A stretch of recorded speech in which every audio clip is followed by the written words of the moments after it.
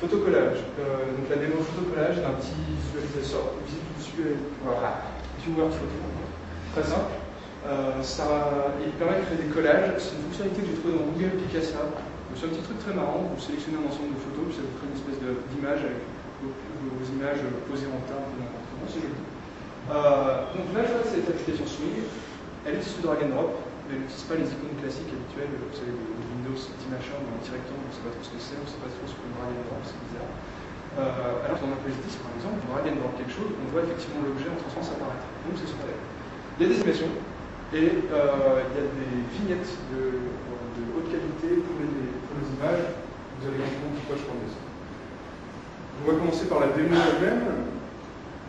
Alors, photocollage. C'est une application très simple. À gauche, vous avez la liste de vos images. À droite, vous avez le visualiseur. Et vous avez un deuxième onglet pour créer des collages. Donc, quand on fait du drag and drop, on a un vrai objet à déplacer. On peut lâcher. On a des petites animations à chaque fois qui montrent bien ce qui se passe. Par exemple, qu'est-ce qui se passe si je lâche l'objet à un endroit qui n'est pas prévu? Il revient à sa position initiale. C'est beaucoup plus intéressant que dans le truc qui disparaît. J'ai fait quelque chose de mal, c'est l'application qui se calme. C'est pas fait. On peut essayer une animation dans beaucoup d'endroits, donc là c'est le collage dont je parlais. Par exemple, quand on efface le collage, on peut bien montrer ce qui se passe, on peut faire un petit fade out. Très simple. Donc toutes ces petites animations utilisent ce que je viens de vous montrer, c'est une animation qui va d'un point A à d'un point B sans faire rien d'autre. Mais le plus intéressant, c'est ce qui se passe quand on fait ça. Comment on fait ça? C'est encore une fois GlassPane. Je disais qu'il était génial. Donc tout le drag and drop se passe sur le GlassPane. Donc le GlassPane, dans ce cas-là, vous avez une image sous le curseur. On donne une image GlassPane. Et puis dès qu'on détecte un mouvement de souris, on va dire au GlassPane, OK, dessine à cette position. Le GlassPane, il dessine à cette position. Ça marche bien. En transparence. Donc on a un set image et un set position. Encore une fois, si vous regardez le processus complet, on peut devant. Et la première fois que j'ai implémenté cette démo, j'avais beaucoup de problèmes de performance. C'est-à-dire qu'avec Java 1.5, c'était très long. Faire drag and drop, c'était horrible. Avec Java 1.6, heureusement, ça allait super bien. Comme quoi Java 2D a vraiment été amélioré. Le fait est qu'à chaque fois qu'on déplace le curseur, je demandais un repaint, ce qu'on a vu tout à l'heure, et qui peut être très onéreux en termes de temps machine, parce que quand on appelle repaint tout court, on demande le redessin de toute l'interface. Et en l'occurrence, dans cette interface, la liste d'objets à gauche, la liste des vignettes, il y avait un bug dont je vais parler encore après, en petit test de performance. Et en fait, 95% du temps de dessin de l'application se passait là. Donc une solution est de restreindre le raffichage de la fenêtre. Donc c'est comme ça qu'on fait dans cet exemple. Je vous ai dit qu'on appelle set point à chaque fois que le curseur bouge, pour dire la Spain où se trouve la nouvelle position de l'image. Et en fait, on va garder l'ancienne position de l'image. Ensuite, on a une méthode qui s'appelle getRepaintRect, qui utilise la méthode union des rectangles. En fait, on a deux rectangles qui correspondent à l'ancienne position de l'image et à la nouvelle position de l'image. On fait l'union, et en fait, on sait quel endroit du GlassPane a été changé. Donc, on va demander de redessiner que cette partie-là. Ça va aller beaucoup plus vite, puisque tout ce qui se trouve en dessous ne va être redessiné qu'à cet endroit. Donc c'est comme ça qu'on fait. Donc là on se trouve dans la méthode drag mouse move. C'est chaque fois que le curseur bouge dans le drag and drop, on reçoit cet événement. Donc il y a un peu de magie ici, on récupère le GlassPane, on récupère l'endroit où se trouve le curseur dans la fenêtre avec get location. On convertit, donc ça c'est des problèmes de coordonnées, c'est un peu plus spécifique. Donc on convertit le point en coordonnées pour le GlassPane et on appelle set point. Donc le GlassPane va garder l'ancienne position. Et ensuite, qu'on appelle repaint, on va lui donner le rectangle qu'on vient de calculer avec cette petite union. Et du coup, les performances sont améliorées par 15 ou 20 parce qu'on redessine une toute petite partie de la face. De manière générale, chaque fois que vous devez redessiner quelque chose, essayez de redessiner uniquement la partie qui a été modifiée. Oui. Désolé, mais justement à ce sujet, j'avais essayé d'utiliser un peu l'animation. Ouais. Et donc, à cause de la couche alpha, si on ne fait que repeindre interactivement cette zone-là à chaque fois, forcément la couche alpha s'accumule. C'était qu'à cet endroit particulier, on a un truc blanc. Alors, bon, je vais être un peu méchant, et je pense que c'est de ta faute. Parce que dans ce cas-là, l'icône est aussi transparente et il n'y a pas de problème. il faudrait que je vois le code pour voir si effectivement d'où vient le code. Mais de manière générale, il faut faire ça. Et également, quand vous êtes dans votre méthode paint-component, vous recevez un objet graphics. Et sur l'objet, vous pouvez dire get clip rect. Ça va vous donner le rectangle que vous êtes censé redessiner. Quand vous créez un composant personnalisé, pensez à ne redessiner que la partie que vous avez besoin de redessiner. Et vous verrez les performances seront bien meilleures. Et c'est une des raisons pour laquelle le swing est souvent considéré comme lent, c'est que l'API ne met pas en avant ce genre de choses. C'est un problème de départ, on est désolé. Et donc, quand quelqu'un ne connaît pas très bien l'API, ça peut engendrer des performances désastreuses. C'est juste une mauvaise association d'API. Je vous disais il y a quelques instants que la plus grande partie du temps passé à redessiner l'interface, en fait, c'était pour redessiner la liste de gauche, vous voyez les petites vignettes. Et la raison pour laquelle c'était le cas, c'est que j'utilise des images au format JPEG. Et alors, les images au format JPEG, telles que chargées par le JDK, elles ne sont pas considérées comme compatibles. Java peut charger des images qui sont stockées dans différents formats. Par exemple, un pixel, on peut l'exprimer sous forme d'un entier. Donc, dans l'entier, on va dire les bits de high order c'est le rouge, puis après on a le vert, puis le bleu. Et le fait est que les JPEG ne sont pas stockés comme des entiers, c'est stocké comme des successions de 3 octets. On a un tableau qui fait, par exemple, on a 1000 pixels, le tableau fera 3000 octets, et dans chaque octet, on a la composante, en plus c'est inversé, c'est la composante bleue, puis verte, puis rouge. Et le problème est que le matériel n'est pas forcément capable d'optimiser ce genre d'image, parce qu'il ne comprend pas le format. Il faut que Java 2D fasse des conversions, des choses comme ça, ce qui ralentit pas mal. Une question? Ah d'accord, pardon.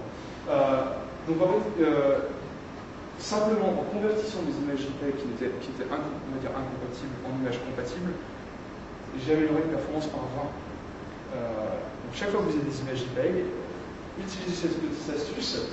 Donc ici, c'est une méthode qui s'appelle Create Compatible Image. Vous passez en paramètre une image et que vous allez charger avec le toolkit, avec Image.io, ça dépend.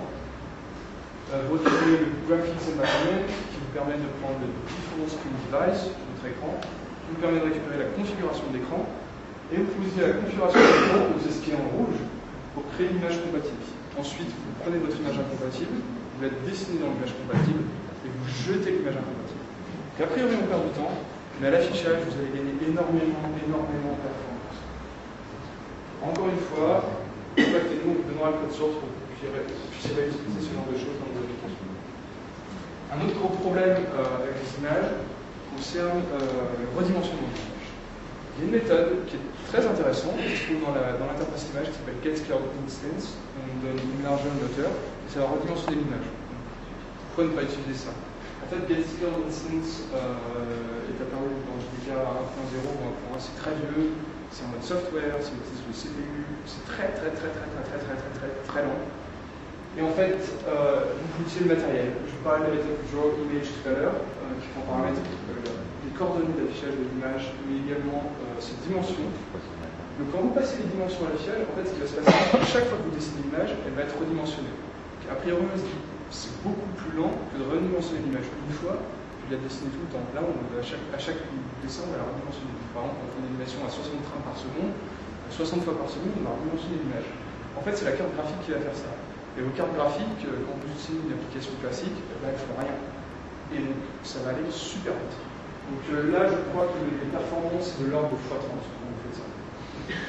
Donc n'hésitez pas, c'est pas tellement plus difficile. Le problème avec les méthodes de redimensionnement, c'est qu'elles peuvent être de mauvaise qualité. Donc sur l'objet graphique, on peut demander à l'objet de demander au graphique si c'est telle ou telle qualité pour le redimensionnement. Par défaut, c'est un moyen-âge de pixels.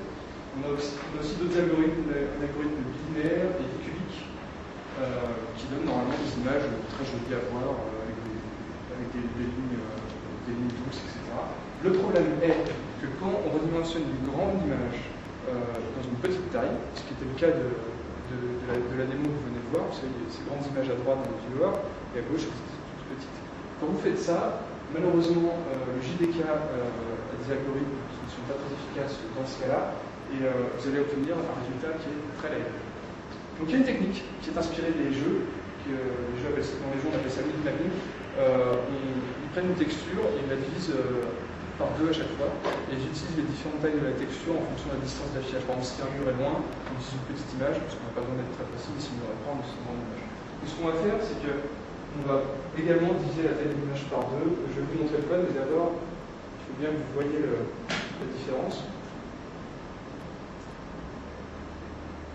Donc ça, c'est l'application qui utilise la méthode de rendu. Vous pouvez voir les images à gauche, qui ont l'air tout à fait bien. Et qu'est-ce qui se passe si on utilise un bête filtre linéaire? Il faut observer les images quand je passe d'une fenêtre à l'autre. Je ne sais pas si vous pouvez bien le voir, mais par exemple, sur l'image Death Valley, la ligne entre le ciel et le désert, vous pouvez voir des effets. Enfin, vous pouvez voir les pixels, vous pouvez voir que c'est pas adouci, comme dans cet exemple, pas adouci. Vous arrivez bien à le voir ou pas? Donc c'est franchement dommage, c'est dans une application qui affiche des images, si c'est pas visible, l'utilisateur il va pas être très content. Voilà la technique. Donc ça c'est du code d'animation. On prend notre image, en paramètre on a la largeur qu'on désire. On fait une boucle. À chaque passage de la boucle, on divise la largeur par 2. On redimensionne l'image en mémoire en utilisant la méthode drawImage, comme je vous en avais parlé. On jette l'image précédente, on garde celle-là, on divise par 2 et ainsi de suite, jusqu'à ce qu'on ait atteint la taille finale. A priori, ça doit être super long ça. Parce qu'on divise par 2, enfin, on fait plein d'opérations. Et il s'avère que non, c'est pas si long que ça. Dans le pire des cas, donc une image en 640 par 480, dans le pire des cas, ça coûte 15 millisecondes de faire tout ce travail, alors qu'après le drawImage directement sans faire cette division par 2, ça prend 0 millisecondes, c'est vraiment super rapide. Mais vous pouvez toujours garder la petite version mémoire. Dans ce cas-là, c'est ce que je fais parce que les images finales sont toutes petites, donc elles ne prennent pas beaucoup de place en mémoire. Mais à moins que vous ayez des animations qui demandent vraiment un nombre de trains par seconde impressionnant, 15 millisecondes, ça permet quand même de le faire à 60 images secondes. N'hésitez surtout pas à utiliser cette technique, ça donne un rendu bien meilleur qualité. C'est toujours plus rapide que Getscaled Instance, même si ça prend 15 millisecondes, c'est toujours 20 fois plus rapide que Getscaled Instance. Et c'est plus joli que la méthode par défaut. Donc, conclusion, n'utilisez jamais Getscaled Instance, jamais. Et essayez d'utiliser cette technique si vous pouvez vous le permettre. Pour aller plus loin, une question, c'est quoi? Oui. Ouais. Pourquoi, si effectivement cette méthode est anti-performante, pourquoi elle est inefficace? Getscaled Instance, très bonne question. Non, plus sérieusement, c'est des problèmes de compatibilité encore. Des applications qui s'attendent à ce qu'elles fonctionnent d'une certaine manière, et si on la change, donc voilà. Donc c'est pour ça que je vous fais part de cette petite astuce, c'est que pour que vous sachiez quoi faire. De manière générale, faites confiance à JavaDB. L'objet graphique, tout ce qu'il fait, c'est super rapide.